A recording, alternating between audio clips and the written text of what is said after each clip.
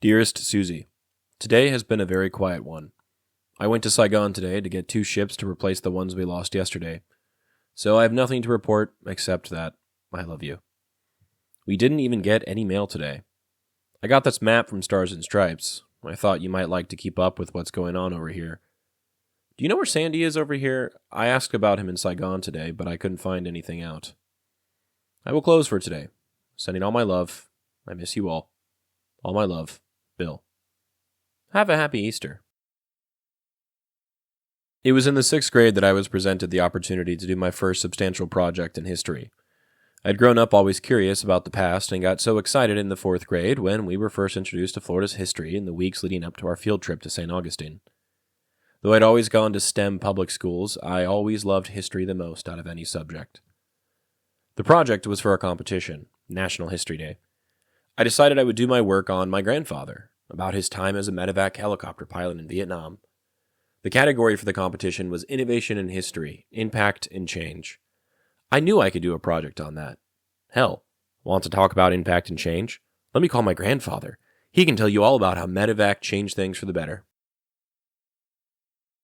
I decided I would do a documentary with my friend Matt. He did all of the editing, I did most of the research. I used a flight log that he kept while overseas and even managed to get an interview with the man himself. It was short, succinct.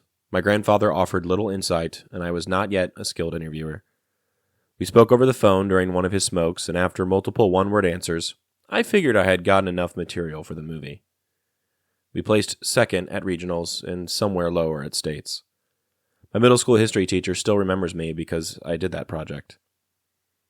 I can't help but wonder, after about a decade and a half after I had those conversations with him, what sort of things did his mind jump to when I asked him about Vietnam? What did he think a 12-year-old wanted to hear? He didn't tell any heroic war stories. Popi mentioned Stars and Stripes in this letter, which is a daily newspaper that has been published for and by members of the United States Armed Forces since the Civil War. During the Vietnam War, it served as a vital link between American service members and the outside world. Unlike military propaganda or internal memos, Stars and Stripes operated with editorial independence, often covering the war with a candor that surprised both readers and military leadership. In Vietnam, the newspaper became an important part of daily life for many U.S. troops. It was printed and distributed in-country, often arriving at fire bases and outposts only a few days after publication. The paper included world news, updates from home, sports scores, and features on American pop culture, helping troops feel connected to life beyond the war zone. But it also covered war-related topics, including casualties, morale, and political controversy, with a tone that was sometimes skeptical or even critical of U.S. policy. What made Stars and Stripes unique was its balance. It walked a fine line between being a morale booster and a credible source of journalism. Soldiers read it not just for distraction, but for insight into the war they were fighting, written by their comrades, people who could seemingly understand what they were going through. And while many commanders appreciated the paper's ability to keep troops informed, others worried it could undermine authority or spark dissent, especially as the war dragged on and public opinion shifted. In short, Stars and Stripes gave voice to the complex emotions, frustrations, and experiences of the average service member. It was a battlefield newspaper, but it was also a cultural touchstone, offering both comfort and critique in equal measure. The photo I chose for today depicts a map that he had hung up on the wall in his office. It is from National Geographic and not Stars and Stripes.